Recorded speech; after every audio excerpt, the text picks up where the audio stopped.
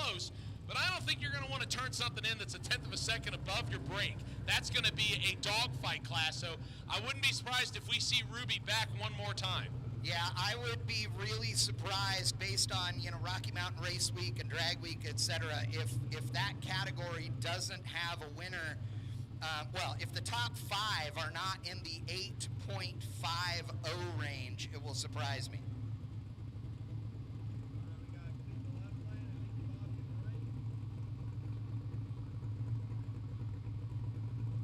All right, ladies and gentlemen, here comes our next pair, and this could be a 7-second battle, both side by side. Nikki, Bobby, out of the Mac group, the twin turbocharged ex-Big Block Camaro, and Cleetus McFarland, the car that he calls the Mullet. The Mullet with a brand new fresh motor with aluminum rods, and Nikki Bobby's going to lead him all the way down. 7:15, 193. How about the Mullet? New best pass, 7:35, 188 miles an hour for the Mullet. That thing has a brand new motor in it, had made 0 runs, and Cleetus just rocks it down, 7:35, 188 miles an hour. Nikki Bobby and Adam for Aiden Bailey. Both of them are consistent with what they ran on their first hit. They were in the 8s and the 7s before. So speaking of Cleetus McFarland, here he comes. The car they call the Mullet. He's got a twin turbocharged.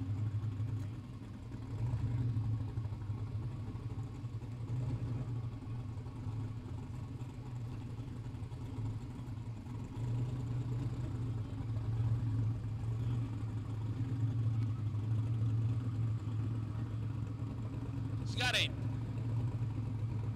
LS Texas speed-based motor, the twin snails up on top. Cleetus trying to get the bump button to work, and he decides to just roll it in instead. Oh, and they got back after the tune-up a little harder. He was trying to improve on that 735 at 188 that he laid down earlier, and he just said, nope, no good. Yeah, the Mullet was trying to lay down probably a 720. I think he said earlier that he'd like to see 6s out of it. But again, the motor that's in this car only, I believe, has 2 laps on it. All right, ladies and gentlemen, final pair to go down the racetrack. And how ironic, there'll be a couple of people that live not too far away from this racetrack.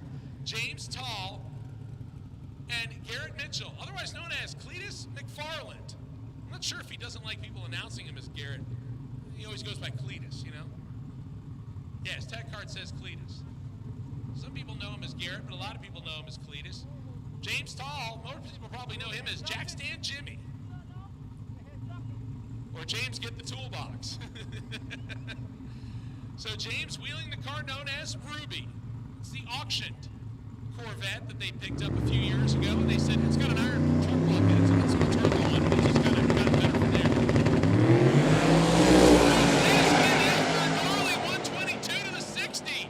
480 at the 8th mile. Here it comes. Oh, the parachute out early. 761 at just 152. He went 480 at 151 miles an hour to the 8th mile, but he drops the laundry early.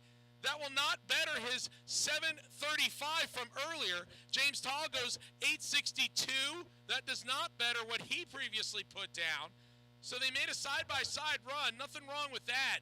But Cleetus was on his way to a great pass. Again, 480 at 151 miles an hour in the 8th mile. And then he drops the laundry out early to slow to a 761 at just 152 miles. 156 miles an hour.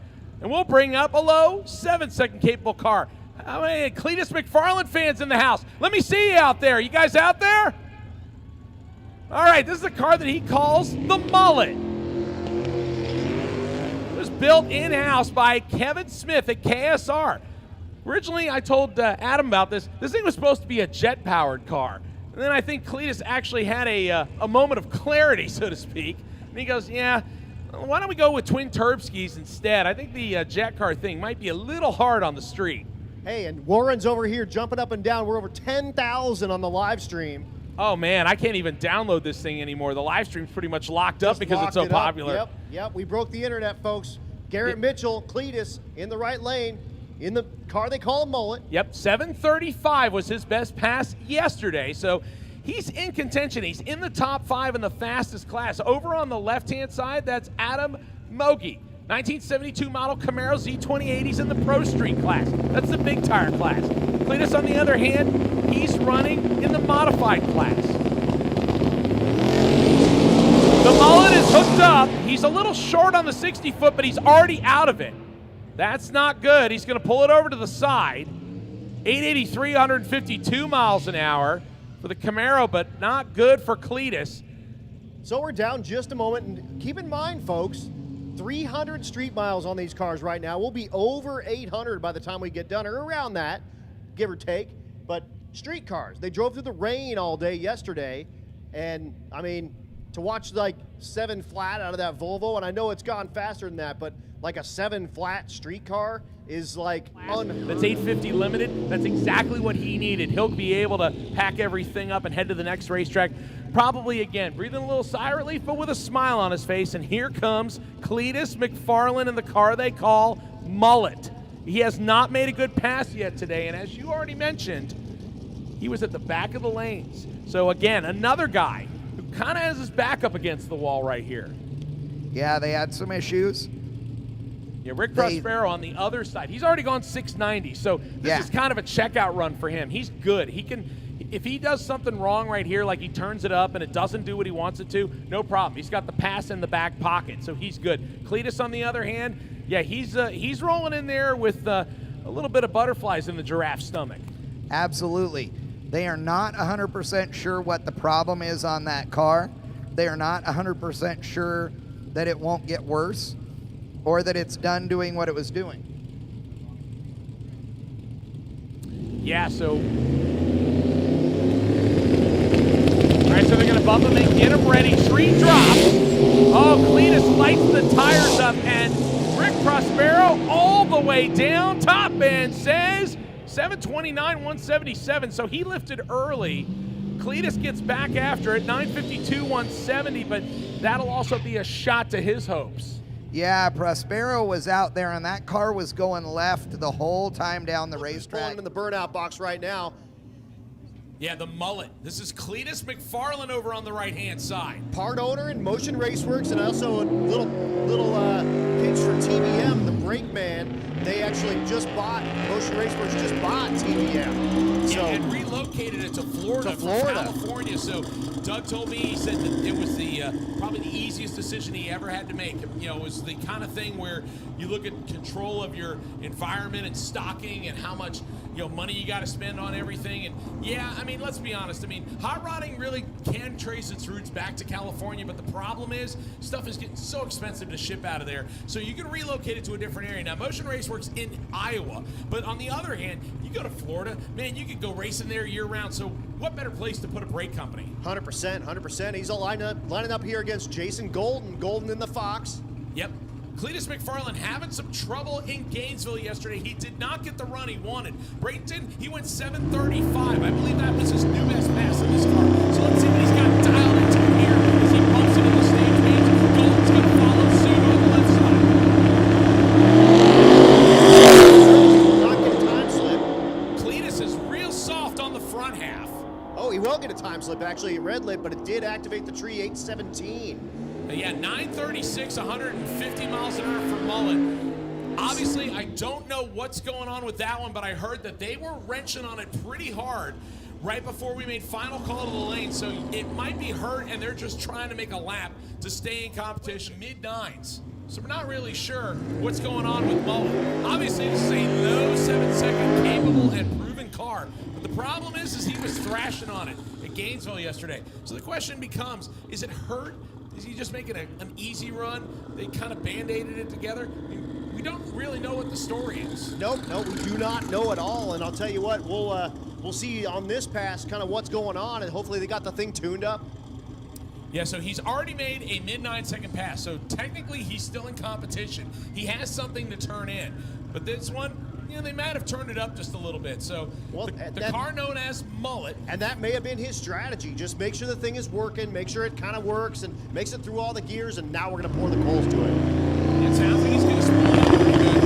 He's bumping it in like he means business. He's on 121 60-foot. This one could be good. 478 at the 8th mile, ladies and gentlemen. 738.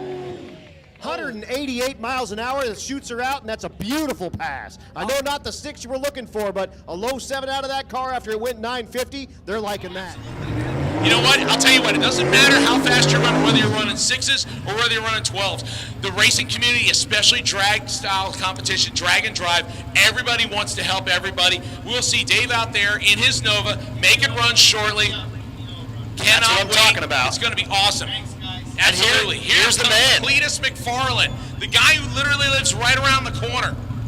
Tell you what, like, he is going to try to make a killer pass right here in the El Camino known as Mullet. Going to bump in for a single. The beats at an early 123 to the 60-foot. 476 in the 8th mile. Here it comes. 730, 192. 2 miles an hour? Are you kidding me? Dude, talk about throwing down the gauntlet right off the bat. I mean, I'll tell you what, it sounded aggressive when he came off the starting line, and I was afraid that it was going to turn the tires loose because he's done that a couple of times at several tracks this week. Yep. But it held. Dr. Tunemal put the right numbers in there, and the Holly just did what it was supposed to do. Holy cow, 730, 192 miles an hour for the El Camino. I think that is a new personal best. What a great pass for Cleetus, man, and it's super happy to have him out here on this deal as well, and of course it's right in his backyard, and thanks to him for opening up the Freedom Factory for us on that first day, and of course for the awards as well here later tonight.